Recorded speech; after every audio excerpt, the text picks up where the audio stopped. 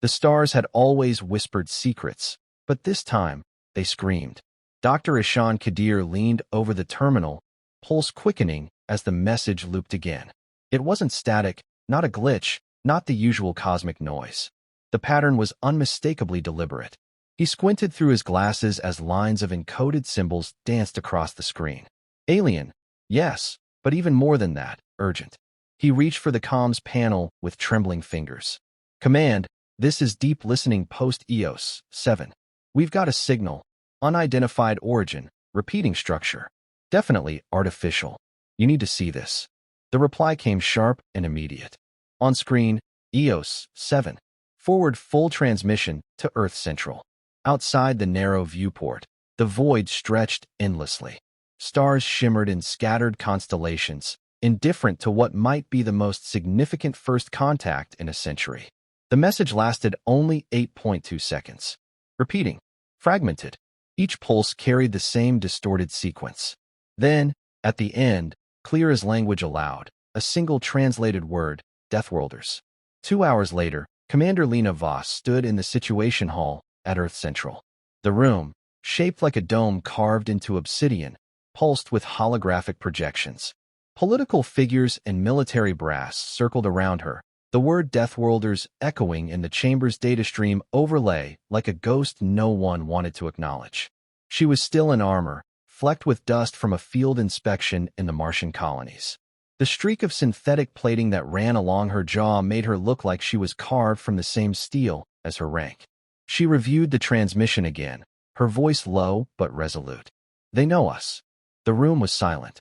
The president of the Earth Unified Council, Marin Holt, finally spoke. This could be a trap, a provocation. We've had false signals before. This isn't a decoy. The data's clean, said Kadir, his voice unsure but firm. There's structure, deliberate pattern. And this word, it didn't come from a translator. It was in our language. Then they're watching us, Holt replied. Voss straightened. Or they need us. What species sends an SOS to the most dangerous planet in the galaxy? Someone murmured from the shadows. The question hung unanswered. Humanity had earned the term Deathworlders from the galactic community not through diplomacy or conquest, but through sheer survivability. Earth, with its tectonic fury, volatile atmosphere, and predatory biodiversity, bred resilience. The few alien visitors who dared land often died within days. And humans who ventured beyond Earth carried with them a toughness no other species could match. Physically, psychologically, tactically. It was why they were feared. Why they were alone. Voss turned back to the signal projection. Origin. Sector 14 knots, replied Kadir. Uncharted zone. Fringe of the Orion expanse. Send recon. It's 6 weeks to reach by hyperslip. For a military cruiser. Holt crossed her arms. And what do we expect to find there? Voss didn't answer. She was already looking at the coordinates. At the pulsing echo of the word that refused to die. 4 days later, the ISS Arclight emerged from slip space at the edge of the designated zone. The transition rocked the ship harder than anticipated. Alarms flickered briefly, then died. Space returned to silence. The system beyond stretched like the corpse of a battlefield. Commander Voss stood on the command deck, her eyes locked on the main display. The system's sun burned cold and white, casting pale shadows across a shattered planetary ring. Planets had once spun here, but now they were debris fields. Whole moons shattered into gravel. The remains of orbital stations drifted in silent, inertial procession. Someone, had wiped this place clean. Report, she said. Radiation levels nominal. No known biosigns. Faint energy readings, possibly residual, replied Lieutenant Idris from the scan console. Voss turned to the Science Bay feed. Dr. Kadir, status? The scientist appeared on the comlink, pale and alert. We're detecting a language match near a planetary husk. There's a signal, low-power distress beacon, still pinging. Direction? He adjusted a control. 2.3 AU. Looks like a disabled ship. Still intact. Voss turned. Helm, bring us in. As they approached, the ship came into view. Alien in design. Organic curves, unlike the hard angles of human engineering. Its hull was torn in places, burnt black by energy weapons. The beacon pulsed from its core, a heartbeat in space. A boarding team suited up. Voss insisted on joining. Inside, The alien vessel was dark, humid, and filled with a low, vibrating hum. Strange bioluminescent veins pulsed along the walls like capillaries.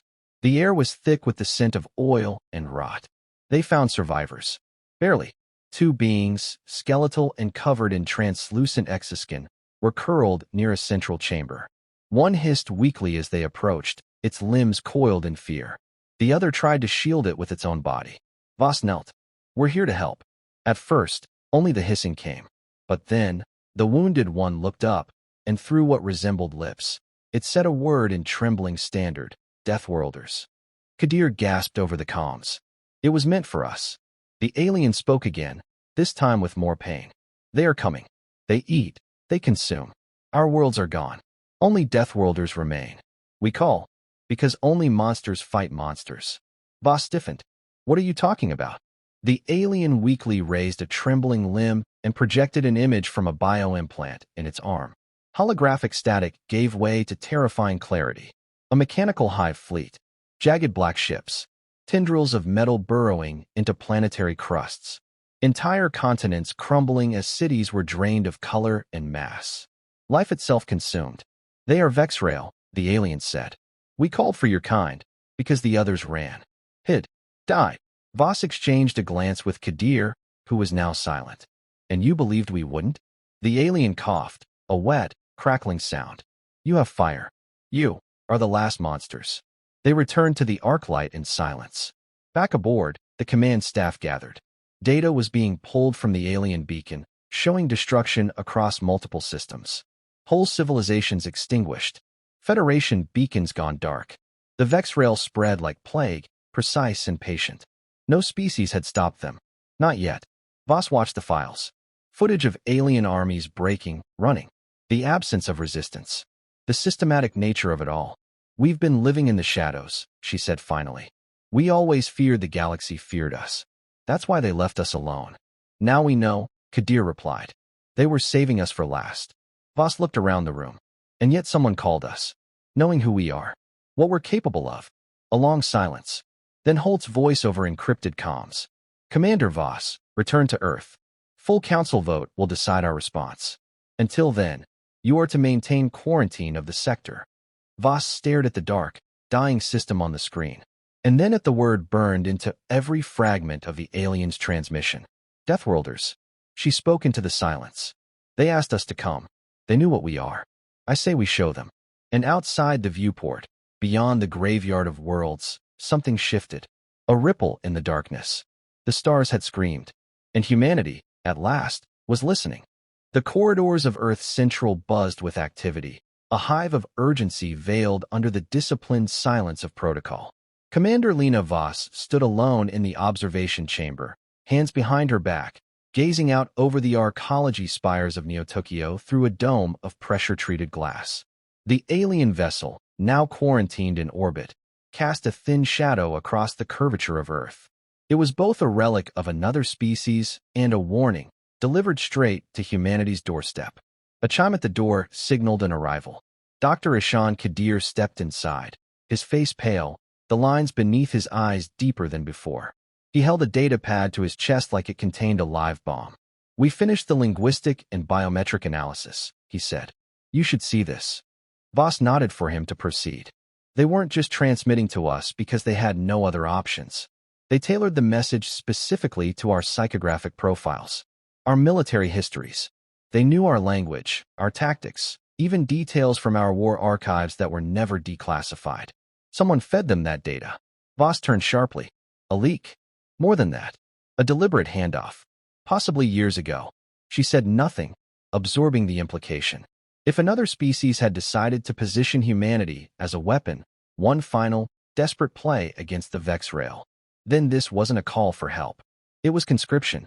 Kadir hesitated, then added, "They're dying, Lena. The ones we brought aboard. What's left of them?" One passed in cryo during the night cycle. The other, barely responsive. But before he lost consciousness, he repeated a phrase. Voss arched an eyebrow. "The Devourers." A cold silence fell over the command bridge of the ISS Arclight, broken only by the soft hum of grav stabilizers and the low static of encrypted transmissions. Commander Lena Voss stood at the helm, Her fingers curled behind her back, eyes narrowed on the tactical hologram rotating in front of her. The image displayed dozens of red spheres, markers for systems lost. Entire planetary networks extinguished, their designations gray and lifeless. "Update," she said, her voice cutting clean through the silence. Lieutenant Idris leaned forward from his console. Vexrail fleet sighted 2 sectors over Sigma range. 4 hours ago. No signs of resistance. Entire colony shell consumed. Not even wreckage left. "They're accelerating," Voss said, her voice tight. Dr. Kadir entered quietly from the aft corridor, his lab coat exchanged for a neutral exosuit. The light behind his eyes had dimmed, fatigue, perhaps, or something deeper. "They don't conquer," he said, more to himself than anyone else. "They don't enslave or warn. They erase. Biostructures, energy matrices, even carbon bonds. They unmake." Voss turned toward him. "We've confirmed their path." "Yes, they're headed for Alcaris Prime, a high-density agri-world. No military installations. It'll be dust in a matter of hours." "And still the council delays," she muttered. "They want confirmation." "A coalition," Kadir said bitterly. "As if bureaucracy can stop entropy." She gave a hollow laugh. "If they're waiting for unity, they'll get extinction instead." A new alert pulsed across the tactical display. The bridge stiffened. Multiple inbound warp signatures. Idris barked. 15 plus, unknown configurations. Voss stepped forward, her pulse steady but rising. "Origin." The computer hesitated before responding. "Unclassified. Registering alien tech. Cross-referencing now." Then the screen adjusted. A dozen sleek, dark vessels decloaked across local space. Curved hulls, vented wings, identical to the ones salvaged from the ruined system. The last refugees of the alien race who'd summoned them. "Broadcast coming through," Idris said. "Visual." The screen blinked, and a figure appeared.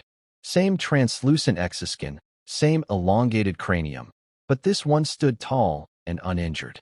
His features were marked with ceremonial ink, the lines tracing from chin to brow like the rings of a fallen tree. When he spoke, the voice was smooth but firm, layered with an accent too ancient to place. "I am first speaker Kothal of the Ellerin survivors. The call was made, and you came. We bring what remains of our fleet, not to fight, but to stand beside you in bearing witness." Voss tilted her head. "Then you don't intend to join the battle?" Kothal's gaze did not waver.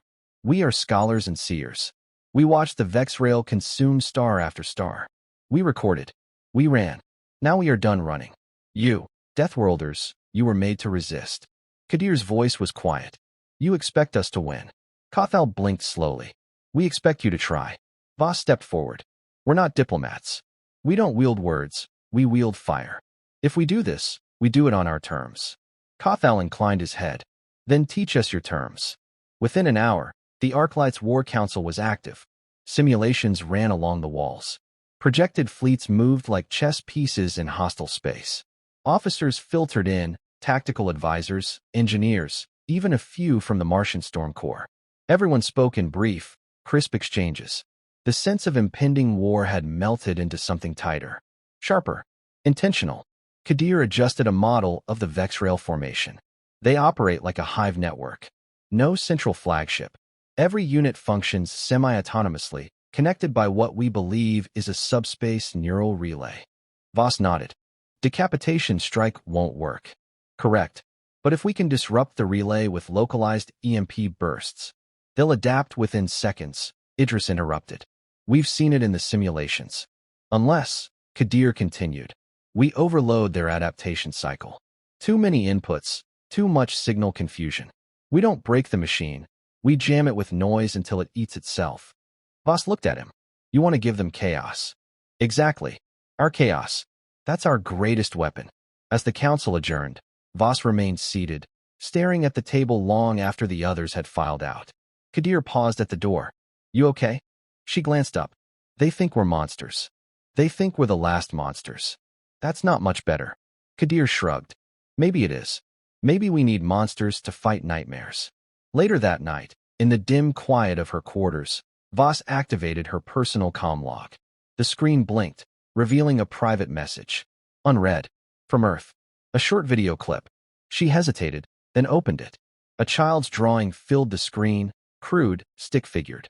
It showed a figure in red armor, standing before a black cloud. Below, in uneven handwriting, "Go save us, Aunt Lena." Her niece. Voss sat in silence for a long moment.